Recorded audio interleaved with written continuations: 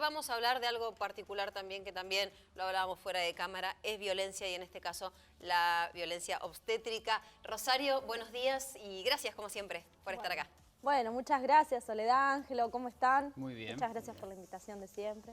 Bueno, vamos a hablar de ley de parto humanizado. ¿Qué es ley de parto humanizado? Porque palabras grandes, pero entendamos de qué trata.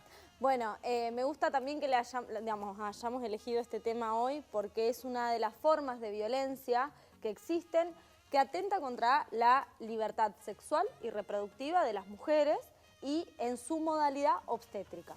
Son todas palabras medio difíciles, pero en lo concreto lo que significa es no permitirnos a las mujeres gozar de la libertad de elegir qué hacer, no solo con nuestros cuerpos, sino también cuando estamos atravesando un proceso de embarazo, poder ser informadas correctamente, decidir qué es lo que queremos o cómo queremos atravesar nuestro embarazo y sobre todo cómo queremos parir. Claro. Porque últimamente lo que empieza a pasar, digo últimamente porque ancestralmente nosotras teníamos el control de nuestros embarazos, éramos acompañadas por otras mujeres de la comunidad y hoy lo que sucede es que quizás uno llega a un lugar, a un espacio médico y de pronto pasás a ser una paciente, tratada como si fueras una persona con una enfermedad y no con un proceso fisiológico o biológico y nos dejan muchas veces por fuera de esas decisiones.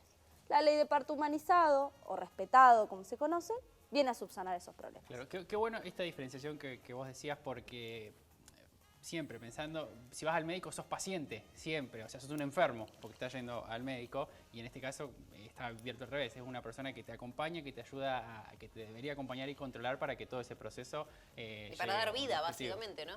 Y sí, porque aparte todo el tiempo nos achacan de que biológicamente las mujeres podemos dar vida, ¿no? Claro. Nosotras decimos, bueno, buenísimo, cuando estamos en esa situación queremos ser respetadas, queremos que nos informen. Bueno, la ley justamente lo que plantea es que tenemos derecho a la información íntegra de lo que sucede con nuestro embarazo y si se puede optar por alguna intervención en particular, tenemos que tener el derecho de ser nosotras las que optemos por eso, ¿sí? A mí me gustaría en particular en Chubut tratar sobre hay dos temas particulares que tienen que ver con el parir acompañadas, ¿sí? Y también elegir si queremos o no recibir una anestesia durante nuestro parto vaginal o también conocido como parto natural.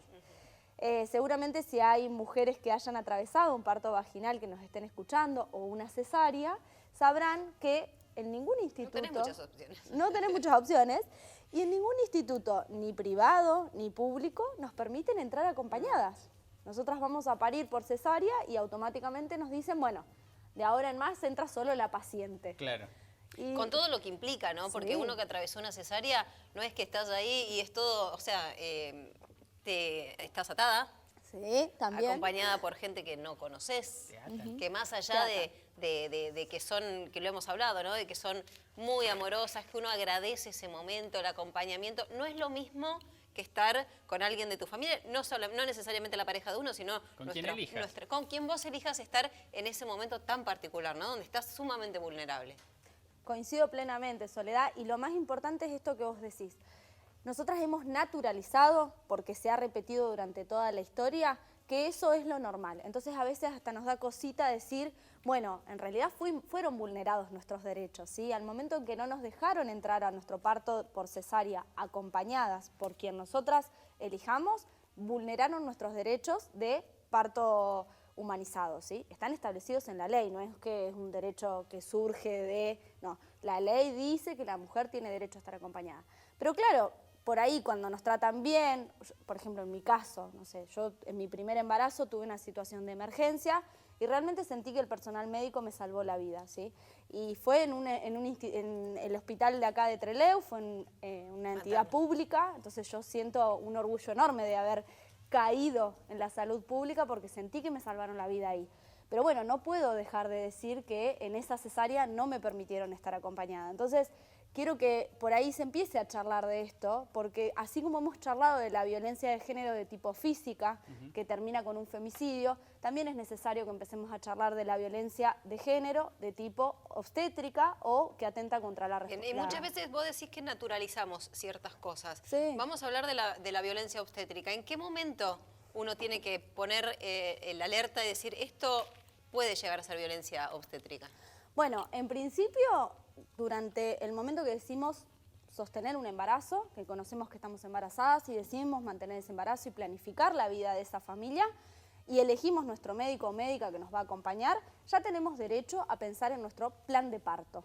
Es una cosa, es un instituto legal que no es muy conocida tampoco acá en la provincia, pero básicamente es charlar con tu médico o médica cómo querés vos que se vaya dando ese plan de parto. Siempre digo lo mismo. Hay excepciones. ¿Cuál es la excepción? Y la situación médica de salud tuya o de tu hijo o tu hija, ¿sí? Pero digo, son excepciones. La generalidad es que vos te sentás y decís, yo quiero parir, me gustaría que se fomente el parto natural, me gustaría que el parto natural sea anestesiado, ¿sí? Eso también pasa. Acá en Chubut no nos permiten utilizar, por ejemplo, la anestesia peridural durante un parto natural porque consideran que la mujer tiene que aguantar ese dolor. No lo sé, digamos, desconozco cuáles son los motivos por usos y costumbres también. Por usos y costumbres, prácticas médicas.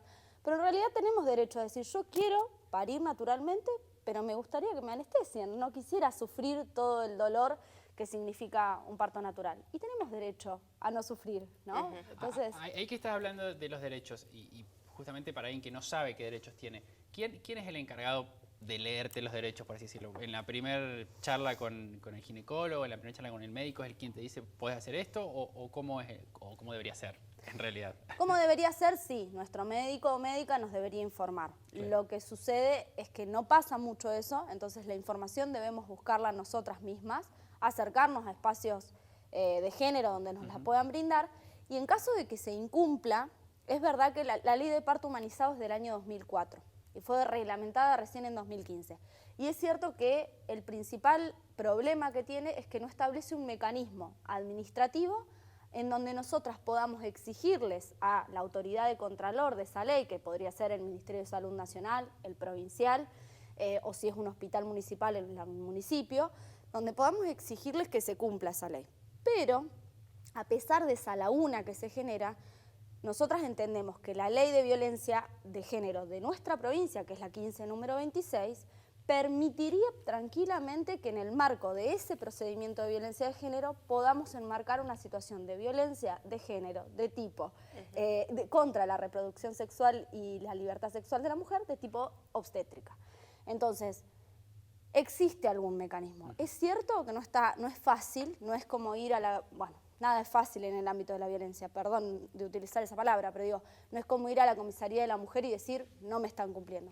Pero hay herramientas, pero sobre todo hay que conocer nuestros derechos. Claro. Eso incluso es como... también muchos, cuando uno hace los cursos de preparto o tiene este vínculo con personas que te dicen también que vos podés exigir también este primer contacto con el bebé, ¿no? Que muchas veces vos tenés el bebé y se lo llevan para cambiarlo, para pesarlo, para todo, sin tener la posibilidad vos como mamá de tener este primer contacto, que es tan importante ese primer vínculo con el bebé, ¿no? Entonces también podemos exigir eso, que tener ese contacto y no que se lleven a nuestro bebé apenas nace. Totalmente, no solo ese primer contacto de la mamá con su hijo o hija que recién nace y que ese contacto sea tranquilo y que no nos estén apurando por los tiempos del hospital, ¿no? Que a veces nos pasa eso, que nos apuran a las mujeres por los tiempos de el cirujano, el médico, el anestesista, no, que nos den nuestros tiempos.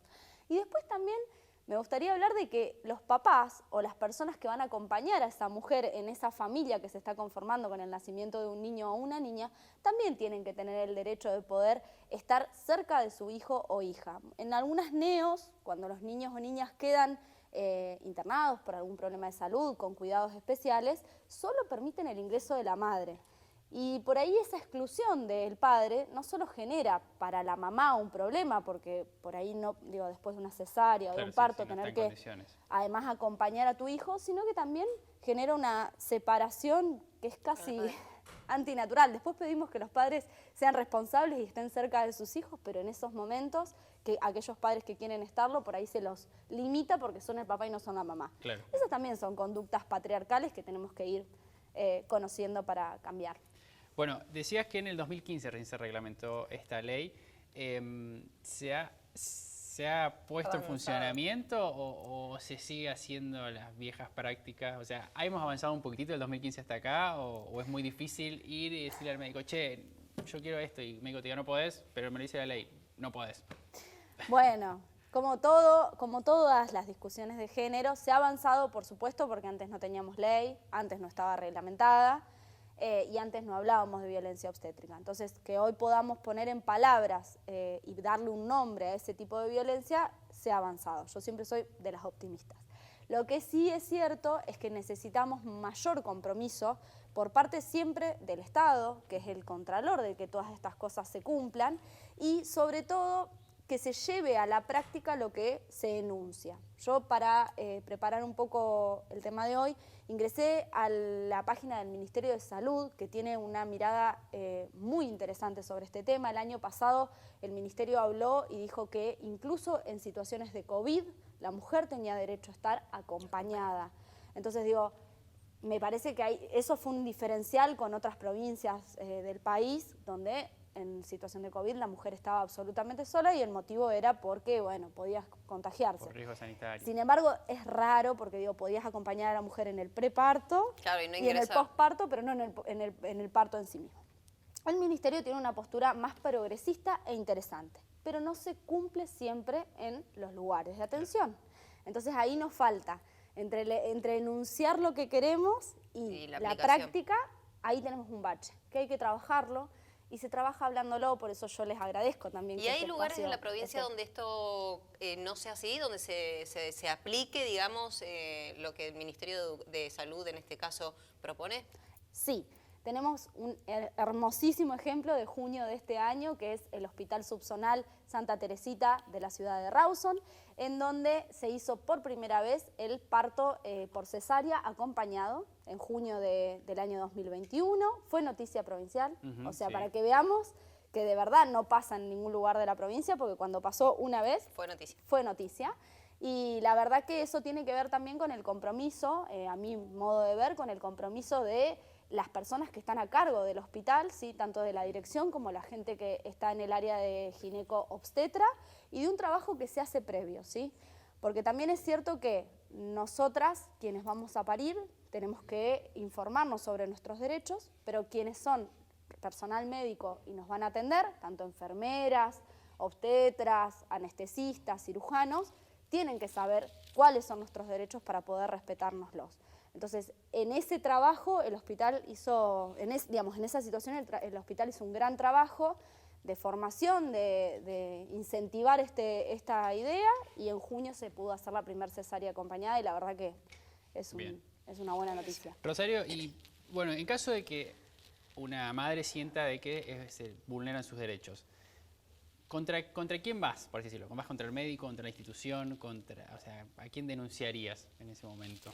Bueno, eso, Ángelo, depende mucho de cuál es la situación concreta de lo que pasa, ¿sí? Nosotros tenemos en nuestro Código Civil, establece la responsabilidad civil por mala praxis, que no tiene que ver específicamente con violencia, tiene que ver con alguna situación donde básicamente el médico o la médica no cumplieron con algún parámetro médico, ¿sí? Pero eso es posterior.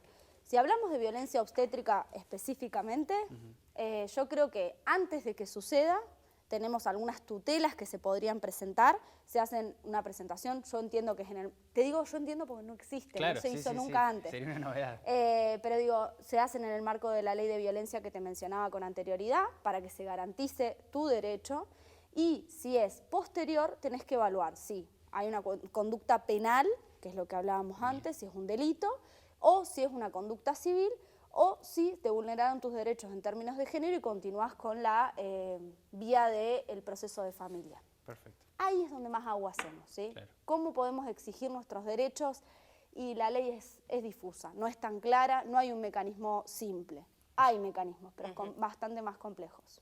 Muy bien. Bueno, Rosario, como siempre, un placer hablar de este tipo de temas. Seguramente del otro lado hay personas que se sienten identificadas o que por ahí incluso estar embarazadas, ¿no? Y poder planificar cómo recibimos a nuestro hijo o con quién lo recibimos es algo hermoso y está buenísimo poder hablarlo y que lo respeten, así que está fantástico hablarlo. Por ahí, si alguien quiere contactarse o quiere sumarse a esta lucha tuya, que justamente, ¿no? Para que no exista este bache que estamos hablando, también lo pueden hacer, ¿no? Totalmente, estamos con ganas de hacer alguna presentación en ese sentido, así que aquellas mujeres que hayan atravesado una que por ahí hayan pedido estar acompañadas y no haya sido posible, se lo hayan negado a su derecho, las invitamos que si quieren nos contacten porque la idea es poder hacer alguna presentación en ese sentido, sobre todo y pensando en las mujeres que vendrán y que de ahora en más en Chubut se pueda respetar esto de parir acompañadas y dejar de parir en soledad, que la verdad que hace que todo sea un poquito más triste, ¿no? Y poder hablar de que violencia no es solo algo físico o algo psicológico, sino también el hecho de que vos tenés derechos y no te los están permitiendo gozar, eso también es violencia y bueno, y es algo que se puede trabajar sobre eso. Exactamente, así que muchas gracias por el espacio para poder decirlo. Bueno, Rosario. gracias y nos vemos la semana que viene. Nos vemos la semana que viene.